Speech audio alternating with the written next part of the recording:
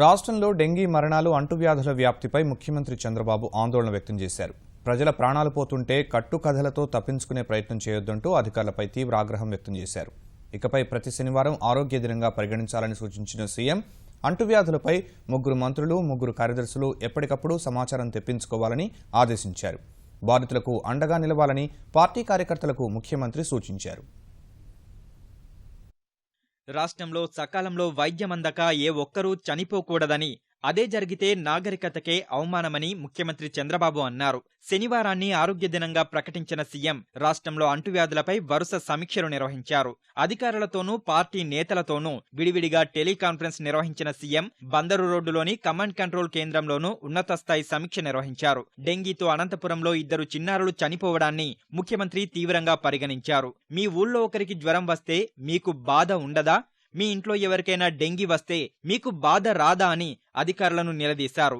ఇల్లైనా ఊరైనా ఒక్కటేనని గుర్తించాలని, ఇంట్లో వారి బాధ ఊళ్ళో వారి బాధగా ప్రతి ఒక్కరూ భావించాలని సూచించారు.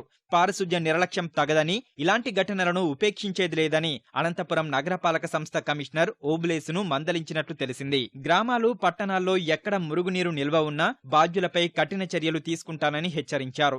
గతంలో మాదిరే మళ్లీ ఉదయాన్నే ఆకస్మిక తనిఖీలు చేస్తానన్నారు. ఆదివారం నుంచి మంత్రులు, కలెక్టర్లు ఆకస్మిక తనిఖీలు చేయాలని సూచించారు. క్షేత్రస్థాయిలో పారిశుధ్యం మెరుగుపరిచే చర్యలు, యాంటీ లావా ఆపరేషన్స్ చేపట్టాలని దిశానిర్దేశం చేశారు. సర్పంచులు, గ్రామ కార్యదర్శులు, ఏఎన్ఎంలు, వైద్య సిబ్బంది సమర్థంగా పనిచేస్తే ఫలితాలు మెరుగ్గా ఉంటాయన్నారు. అంటువ్యాధుల నియంత్రణకు పంచాయతీరాజ్ ఈవోలు, ఏఎన్ఎంలు వైద్యారోగ్య శాఖతో సమన్వయంగా పనిచేయాలన్నారు. పరిశుభ్రత, అంటువ్యాధుల నియంత్రణపై ప్రజలను చైతన్యపరచాలని, అందుకు శిక్షణలో ఉన్న నర్సింగ్ విద్యార్థుల సేవలు కూడా వినియోగించుకోవాలన్నారు.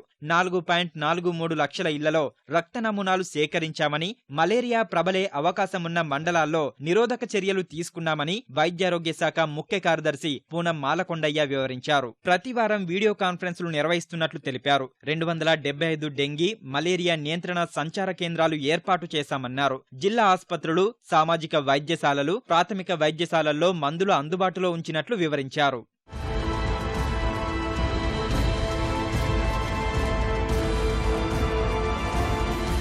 ఇటీవల భారీ వర్షాలు కురిసిన ప్రాంతాల్లో అంటువ్యాధులు ప్రబలే అవకాశం ఉన్నందున ముందు జాగ్రత్త చర్యలు తీసుకోవాలన్నారు. వైద్యారోగ్య అధికారులు, సిబ్బంది ఇంటింటికి వెళ్లి సేవలందించాలని ఆదేశించారు. వ్యాధుల నివారణకు వివిధ శాఖలు ఏం చేయాలో కార్యాచరణ సిద్ధం చేసి సకాలంలో అమలు చేయాలన్నారు. వైద్యారోగ్య శాఖ, గ్రామీణాభివృద్ధి శాఖ, పట్టణాభివృద్ధి శాఖల మంత్రులు, అధికారులు అప్రమత్తంగా ఉండాలని ఆదేశించారు. ప్రజా చైతన్యం, సకాలంలో వైద్య సేవలు, ముందస్తు జాగ్రత్తల ద్వారా అంటువ్యాధులను అరికట్టవచ్చని సీఎం సూచించారు.